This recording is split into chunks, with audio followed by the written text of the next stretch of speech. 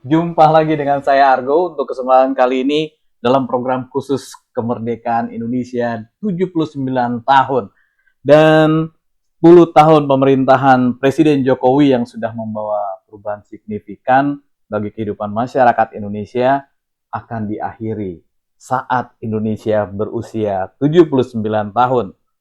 Namun nggak usah takut karena keberhasilan pencapaian itu nggak akan berhenti di situ aja. Di usia 80 tahun Indonesia nanti, Presiden Prabowo Subianto akan membawa pemerintahan yang membawa estafet berkelanjutan menuju Indonesia emas.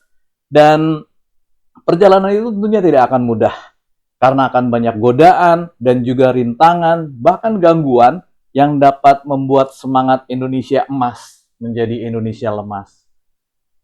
Ya, tapi memang begitulah kehidupan berbangsa kita. Demokrasi tetap terus berjalan, kebersamaan terus ada, dan pilihan kita tetap ada pada kita.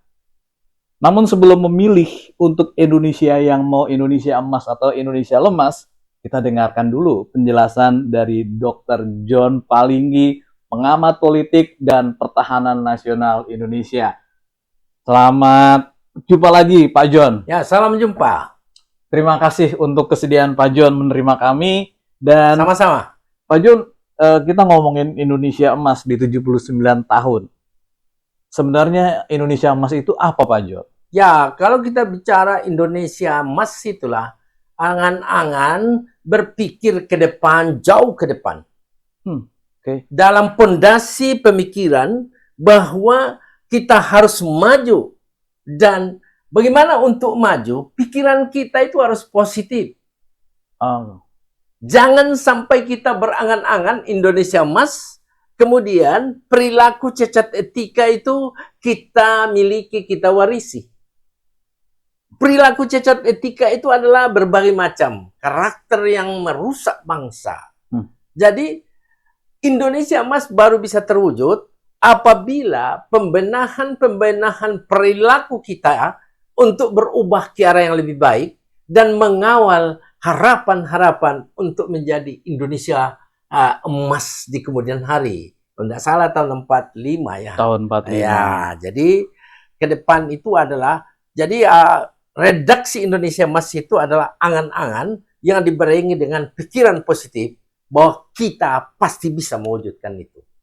Jadi anak bangsa sering gagal dalam hidupnya karena pikirannya kecil. Pikirannya negatif. Suka hina-hina, suka buruk-burukkan orang, suka merendahkan.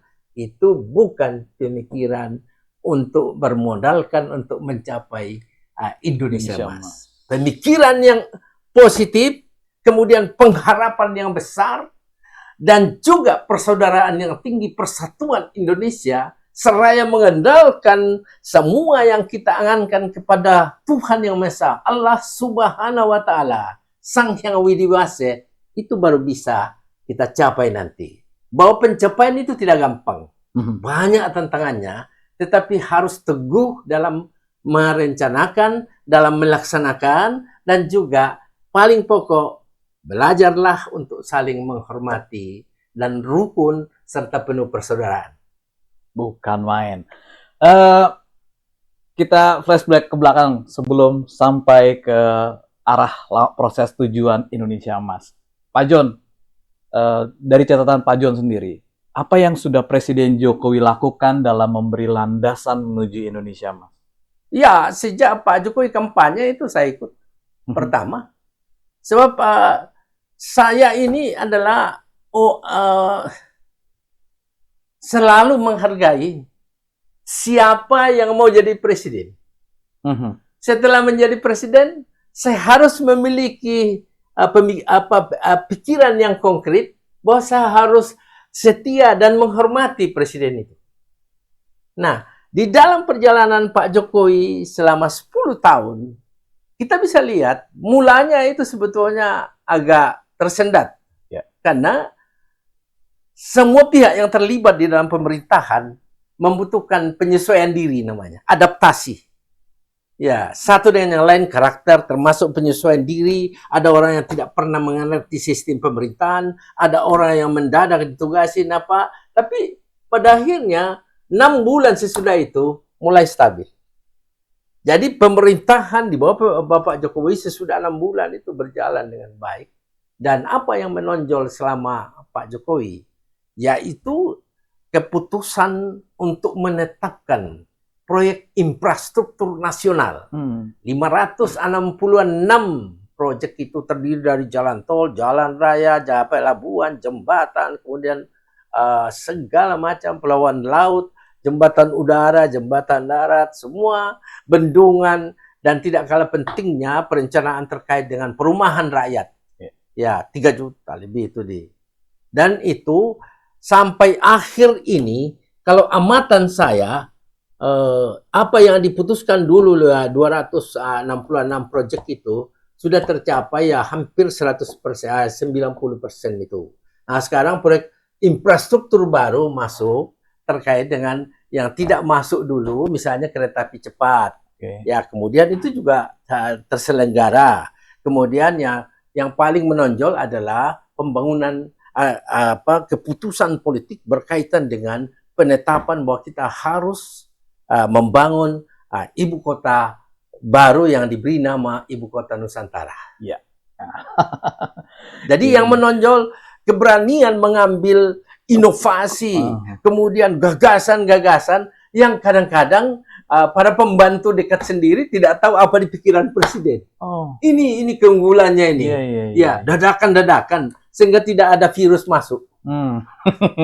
Ya. Nggak ada yang tahu ya. Ya, dan itu adalah salah satu saya kira sikap orang Jawa yang ya suka ya memiliki budaya, ya tanggap sasmito, mau mendengarkan mengunyah-ngunyah, tetapi dalam dirinya konsisten terhadap itu apa yang dia anggap baik. Oke, kita beranjak lagi tentang. Saya mau tambahkan. Oke, boleh. Selama periode Pak Jokowi ini samalah dengan SBY. Dia hampir tertimbun dengan hinaan, fitnaan atau caci maki, sampai terkadang saya pikir kok kuat sekali Bapak Presiden ini ya, menanggung segala cercaan dan dijawab secara proporsional aja, yang tidak perlu tidak dijawab. Ya, saya beranggapan bahwa selama 10 tahun cukup banyak sianida yang dilemparkan ke dia. Untungnya orang ini kebal sianida. Kepemimpinannya tangguh sekali ya. Tapi memang kalau lihat kepemimpinan Pak Presiden Jokowi ini akan memberikan estafet ke Presiden Prabowo Subianto. Ya, saya kira itu wajar. Jadi setiap presiden yang terpilih menggantikan presiden sebelumnya, itu adalah bagian dari estafet kepemimpinan sekaligus estafet melanjutkan pembangunan yang sudah ada. Tentu gaya dan style masing-masing pemimpin negara di dunia ini, termasuk kita, itu ada tidak selalu sama. Tetapi saya yakin dan percaya bahwa apa yang dicanangkan, apa yang dibuat, apa yang sedang dilaksanakan, itu pasti presiden terpilih nanti Pak Prabowo melanjutkan itu dengan berbagai penyempurnaan di sana-sini. Ya. Itu mungkin yang dimaksud dengan berkelanjutan ya Pak? Ya, berkelanjutan artinya apa yang sudah dirintis, apa yang sudah dibangun, apa yang sudah dilaksanakan, akan dilanjutkan dengan berdasarkan asas manfaat, dan tentu presiden yang baru, Bapak Prabowo nanti, berdasarkan asas manfaat dan juga dengan pertimbangan dukungan dana yang cukup. Oke, lebih realistis nanti ke depan. Oke. Kalau misalnya kita lebih spesifik lagi tentang infrastruktur. Ya. Ibu Kota Nusantara, IKN. Pembangunan di IKN, kalau dari pandangan Pak John sendiri berjalan seperti apa nanti nih? Ya, begini, waktu 3 tahun lalu, yang pertama menyuarakan melalui YouTube, kamu bisa lihat YouTube saya itu, kalau tidak salah, Pak Argo sendiri juga pernah wawancara saya, itu 3 tahun lalu saya sudah dengungkan bahwa pembangunan IKN itu adalah suatu hal yang penting sekali dalam rangka pemerataan pembangunan di antero negara ini. Yang kedua, penyerapan lapangan kerja. Yang ketiga, menambah nilai tambah Jadi ya kesan suatu negara di mana kita sendiri sudah sengsara di Jakarta ini kemacetan dan lain-lain. Itu dulu saya dengungkan itu. Jadi kalau dikatakan bagaimana mandat saya, ya tentu membangun ibu kota negara itu tidak langsung seperti main sulap. Ada tahapannya. Dan yang dia capai sekarang ini adalah bagian-bagian yang menurut saya ya cukup mengembirakan ya. Cukup mengembirakan. Banyak orang yang berpikir di luar, oh nanti presiden membangun IKN langsung main sulap akan jadi. Ini yang berpikiran itu juga kadang-kadang ya. Untuk membangun IKN, memimpin satu negara tidak segampang ya lurah saja tidak semulus apa yang dia lakukan, apalagi presiden. Ya, dan semua pihak itu telah melihat ini secara nyata dan nanti ada perayaan 17 Agustus. Itulah yang dicapai sekarang. Bahwa pencapaian kalau dikatakan Pak Jokowi belum memuaskan karena belum mencapai pembangunan yang maksimal, wah itu tidak rasional lah berpikir gitu. Bersyukurlah Pak Jokowi memulai mengenai IKN dan telah melaksanakan sejumlah proyek-proyek itu dengan baik. Yang belum ini nanti oleh Bapak Presiden, Bapak Prabowo, nanti dia akan lanjutkan itu. Dan tentu yang saya tegaskan tadi, bahwa berdasarkan kelayakan, asas manfaat, dan juga dukungan dana. Pak John, ini tadi masalah infrastruktur, terutama ibu kota Nusantara. Terlepas dari udah rampung apa belum, proses itu masih terus berjalan. Dan akan terjadi pembenahan dan perbaikan-perbaikan dan pemolesan-pemolesan mungkin di Presiden Prabowo Subianto nanti. Tapi apakah IKN ini menurut Pak John akan mampu menjadi salah satu jawaban sebagai cita-cita menuju Indonesia, Mas? Ya, banyak orang yang mencaci maki pembangunan IKN. Tetapi caci makian ini pun didasarkan pada kekecewaan karena mungkin selalu menuntut supaya ada reformasi di bidang tindakan, di bidang pembangunannya. Tapi yang menuntut-nuntut ini semua setelah saya teliti secara seksama juga masih repot nasi. jadi maksud saya, cobalah dengan kesiapan pribadi kita mampu memberi makan diri sendiri, kita punya martabat, harga diri dalam ini, baru kita bisa mengoreksi. Untuk mengapa mengoreksi dunia, sementara kita sendiri tidak bisa berbuat sesuatu manfaat bagi diri sendiri. Nah, itu yang terjadi. Caci maki terhadap ini, akan ini. Pokoknya buruklah IKN. Tidak boleh begitu. Setiap yang diputuskan DPR dan Presiden, kita anggap itu kita harus loyal terhadap putusan itu.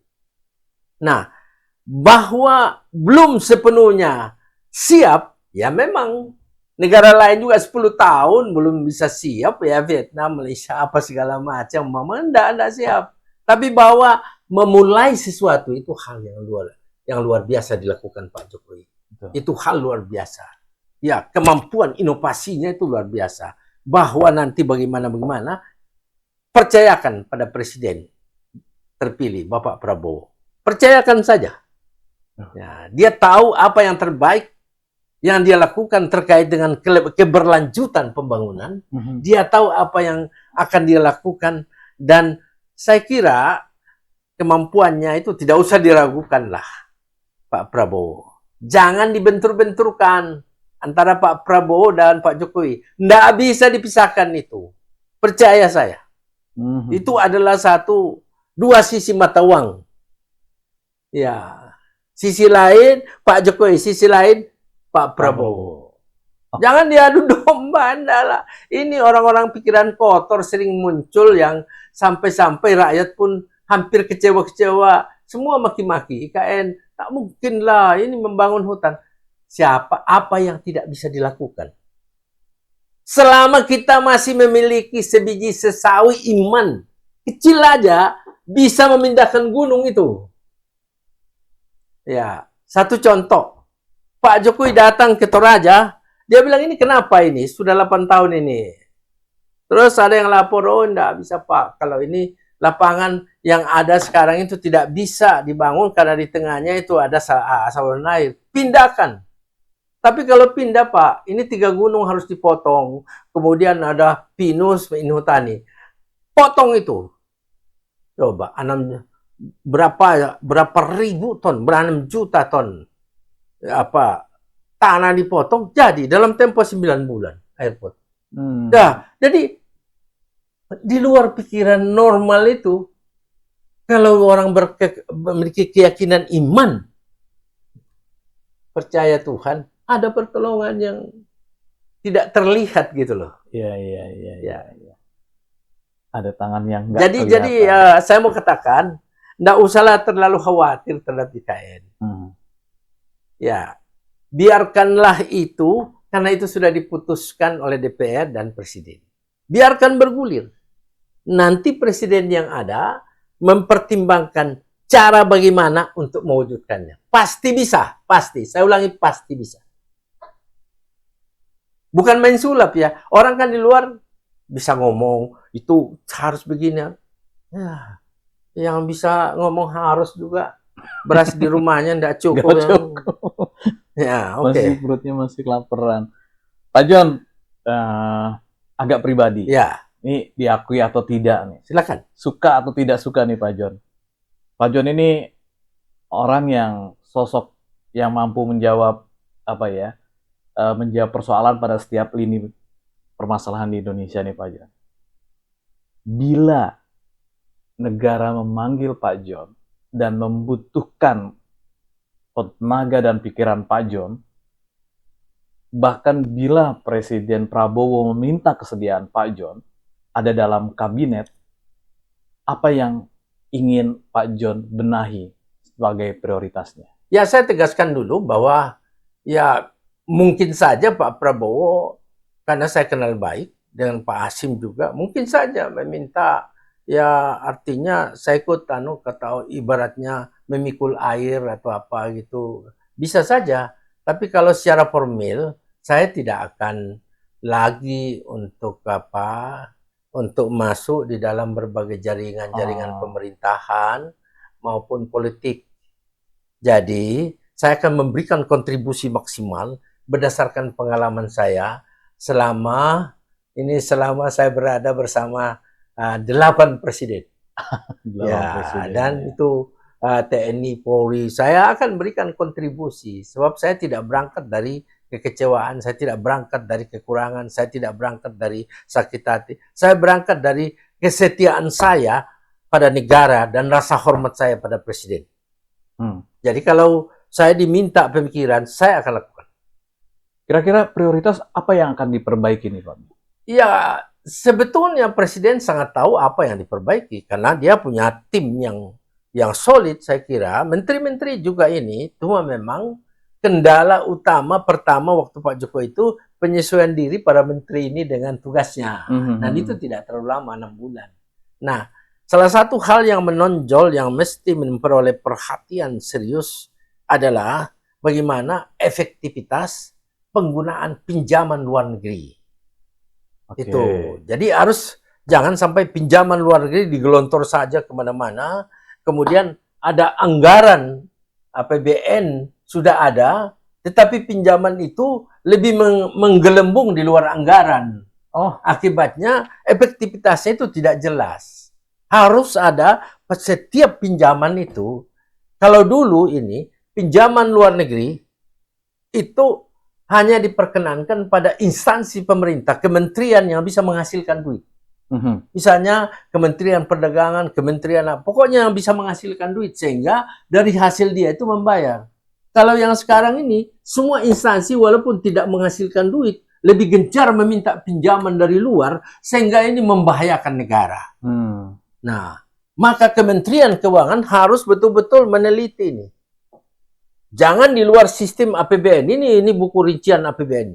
Di luar sistem APBN itu ternyata gencar sekali permintaan pinjaman luar negeri. Dan menonjol lagi sekarang itu ada pinjaman dalam negeri. Saya nggak tahu bank itu punya uang apa enggak sampai bisa menggelontorkan uang puluhan triliun itu. Saya sendiri bingung ya. Jadi pinjaman dalam negeri itu dapat mengakibatkan tidak terkontrolnya segala sesuatu dan bisa-bisa menjadi masalah baru. Jadi itu pinjaman. Pinjaman yang harus diperhatikan, ya. Efektivitas pinjaman berdasarkan manfaat yang bisa diterima atau dirasakan oleh masyarakat bangsa Indonesia. Ya, jadi pinjaman. Yang kedua, tentu seluruh instansi pemerintah itu harus dicek betul-betul. Instansi pemerintah. Ya, jadi apa Oke. kementerian, Mhm. bupati, wali kota, gubernur dicek. Selama periode dia kerja, dicek per 3 bulan. Apa sebetulnya yang telah dia lakukan buat bermanfaat bagi masyarakat di bawahnya dia. Contoh misalnya, Undang-Undang 32 2004 mengenai pemerintahan di daerah. Bupati wali kota, pemerintah daerah, itu tugas tanggung jawab wewenangnya. Melaksanakan Undang-Undang Dasar Pancasila. Melaksanakan undang-undang secara murni dan konsekuen. Yang ketiga, meningkatkan taraf kesejahteraan rakyatnya. Yang keempat, menjaga ketertiban dan ketentraman masyarakatnya. Apakah itu dilaksanakan apa enggak? Masalahnya di bupati wali kota itu tidak digelontorkan uang untuk melakukan hal-hal itu. Menunggu kalau ada banjir, menunggu kesengsaraan, menunggu menteri datang disambut seperti itu. Ini salah. Itu yang harus perbaiki, Pak. Harus kasih ke sana, kemudian kontrol daripada pengawasan penggunaan itu diketatkan. Jangan menunggu kebaikan hati menteri sampai kadang-kadang datang seperti raja, orang sudah menderita baru datang. Iya. Ya, di dalam undang-undang itu kan dulu hanya 6 yang masih sisa di pusat. Sekarang nggak tahu kenapa berubah kan. Nah, itu jadi kesenjangan penggunaan dana yang berada di bupati wali kota itu harus diberikan sesuai dengan apa. Kemudian aspek yang paling juga penting memperoleh pertanian adalah swasembada pangan. Swasembada pangan. Ya, jangan kita banyak mencetak sawah begitu banyak sekali, tapi mana sawahnya? Ya, jangan bilang itu bibit banyak, mana bibitnya? Sebab output itu harus ada. Kita masih terjebak pada hal-hal, ya pokoknya di sana ya instansi sini menjelaskan kita sudah produksi beras segini, produksi padi. Coba aja kita masih syarat dengan manipulasi angka itu. Jadi angka itu harus dijelaskan. Kabupaten mana yang produksi beras dengan baik dan kecamatannya, supaya kalau bupatinya berprestasi diberi penghargaan, anggarannya ditingkatkan dan di-training ke luar negeri dan diberi pupuk, diberi tim ahli untuk Jadi masalah kemandirian pangan. Bukan main. Satu lagi yang menonjol, misalnya lapangan kerja. Semua orang ngamuk-ngamuk di lapangan.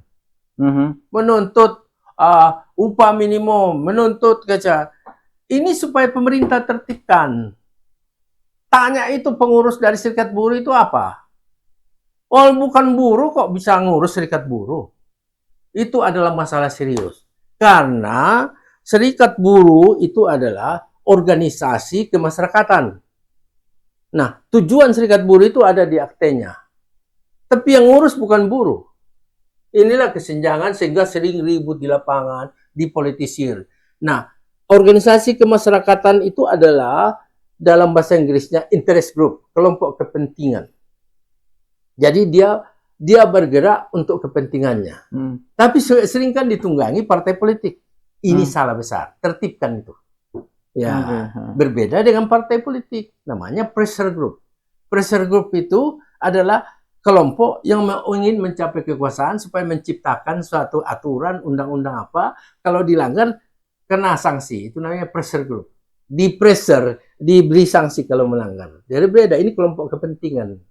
Ya, satu-satunya di Indonesia ormas yang mengurus ormasnya bukan buruh. Mestinya buruh yang ngurus sehingga dia ngerti kalau ada masalah tutup perusahaan karena ngamuk, kesengsaraan timbul.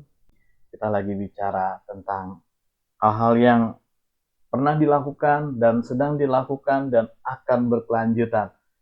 Pak John, untuk hal yang berkelanjutan, di bawah pemerintahan Presiden Prabowo nanti selama 5 tahun ke depan, menurut Pak John, akankah ada perubahan signifikan yang bisa dirasakan oleh Indonesia? Ya, sebagai warga negara yang taat hukum dan juga sebagai pribadi yang memiliki sikap bahwa tidak pernah dalam diri saya itu sikap pesimis. Saya selalu optimis bahwa keadaan yang akan dihadapi negara ke depan di bawah pemerintahan Bapak Presiden Prabowo Subianto, saya pastikan akan ada perubahan yang lebih baik. Landasan berpikir saya, kalau kita berpikir cara pandang itu, yang pertama, kita selalu mengingat kesusahan-kesusahan, yang kejelekan, yang masa lampau, entah sejak Pak Harto sampai dengan Pak Jokowi, ya pasti ada lah. Tetapi kalau kita hanya mengorek-ngorek kekurangan masa lalu, keburukan masa lalu, itu cara pandang iblis. Cara pandang setan. Karena selalu berpikir yang buruk, yang jelek. Cara pandang manusia adalah dia hanya melihat hari ini, apa yang dia makan, apa yang dia dapat, apa yang dinikmati, dan lain-lain. Hanya hari ini. Dari bicara pandang Tuhan, beda. Tidak ada dalam keyakinan apapun bahwa cara pandang Tuhan merencanakan kecelakaan ke depan. Tidak ada. Yang adalah merencanakan damai sejahtera. Hari depan penuh harapan. Saya begitu. Dan pemerintah adalah wakil Tuhan. Ya. Enggak. Jadi harus berpikiran sebagai warga negara, doakan itu Pak Prabowo. Ya toh? Jauhi fitnah, hina-hina. Ya, doakan supaya dia sehat, supaya dia mampu mengelola pemerintahan dengan baik, dijauhkan dari masalah-masalah yang tidak baik. Doakan. Nah, keyakinan iman itu kan menyatakan, hormatilah pemerintahmu, sebab tidak percuma yang menyandang pedang sebagai wakil Tuhan di dunia. Jadi tidak ada sedikit pun hal yang membuat saya gusar, risau, pesimis. Tidak ada. Saya yakin Pak Prabowo mampu untuk melakukan yang terbaik bagi bangsanya. Termasuk tantangan ekonomi global yang makin memburuk? Ya, biasa saja kan. Hidup kan namanya perang Ukraina, Rusia, Palestina, Israel. Ini Taiwan sama biasa-biasa saja. Ngapain kita ngurus dunia? Banyak orang ngurus Timur Tengah, ngurus luar negeri, ahli-ahli. Dia sendiri lupa ngurus dapurnya. Perhatian Indonesia sendiri malah lupa ya. Diri sendiri. Saat kita mau dihormati orang luar negeri, hormati diri kita dulu. Saat kita mau dihormati, Pak Argo mau hormati saya mau hormati diri saya dulu. Saya harus membenahi diri. Ya, supaya jangan saya banyak bicara, tapi sesungguhnya saya orang sakit jiwa. Jadi jangan kelaparan dulu baru ngomong gitu ya, pasti marah-marah. Ya, saya tidak begitu. Itu bercanda ya. Dan Pak John, kira-kira saran buat semua masyarakat, terutama yang menyaksikan dan mendengarkan ini semua? Ya, tentulah saya sebagai Ketua Harian Wadah Kerukunan Beragama Indonesia bermohon, dan juga sebagai warga negara bermohon agar kita semua, termasuk saya dulu, dapat introspeksi diri. Apa yang selama ini yang kurang baik saya lakukan. Kemudian saya sadari dan saya berjanji kepada Tuhan dan manusia untuk berubah lebih baik. Itu kan saya tidak mau mendikte orang, sebab saya bukan hebat, saya bukan guru besar. Biarkanlah dengan pembicaraan ini, kalau ada yang bermanfaat, mudah-mudahan bisa diikuti. Ada yang kurang bermanfaat, biar liwat begitu saja. Jadi yang tentu bermohon, satu hal, kita tidak bisa membangun negara kalau kita selalu berseteru. Konflik. Ya, sebab konflik di dalam suatu negara dimulai dari konflik rumah tangga. Kalau ketahanan rumah tangga itu kuat, dia akan memperkuat ketahanan lingkungannya. Kalau ketahanan lingkungan kuat, dia akan memperkuat ketahanan wilayah. Kalau ketahanan wilayah kuat, dia akan memperkuat ketahanan nasional. Untuk bisa tampil di fora internasional, ini Indonesia. Jadi introspeksi diri supaya menyiapkan diri. Jangan sampai kita sibuk untuk mencaci maki orang. Jangan sampai kita ini sementara kita sendiri nanti tercaci maki dengan omongan kita. Itu aja pengharapan. Saya tidak mau mendikte orang, saya tidak mau gurui, karena ya saya pun juga harus belajar untuk memperbaiki diri. Dan kita minta kalimat penutup untuk kebersamaan kita kali ini, tentunya mengenai 79 tahun Indonesia dan Indonesia yang ke depan. Ya, 79 tahun kita merdeka adalah perjalanan bangsa yang penuh suka dan duka, penuh onak dan duri, tapi banyak juga kebahagiaan, keberhasilan di mana-mana. Saat ini kita bersyukur kehadirat Allah Subhanahu wa taala, Tuhan yang Maha Esa, Ida Sang Hyang Widi Wasa, bahwa kita masih bisa diperkenankan menghirup udara Indonesia, dan yakinlah bahwa selama kita mau meningkatkan persaudaraan, persatuan, dan juga saling menyayangi satu dengan yang lain, seraya menghormati pemerintah kita, yakinlah bahwa Allah Subhanahu wa taala, Tuhan yang Maha Esa, Sang Hyang Widi Wasa, akan menolong kita melanjutkan hidup dalam bangsa dan negara ini. Kepada seluruh masyarakat dan bangsa Indonesia, khususnya Bapak Presiden dan seluruh Menteri Kabinet dan seluruh pejabat di negara ini serta DPR, saya sampaikan selamat merayakan hari proklamasi kita. Semoga sambil merayakan kita memperoleh berkah, rahmat, taufik, hidayah, bahkan maghfirah dan kasih sayang dari Allah Subhanahu wa taala, Tuhan yang Maha Esa. Amin. Amin. Dr. John Palinggi. Demikian program khusus kita 79 tahun Indonesia Merdeka. Merdeka!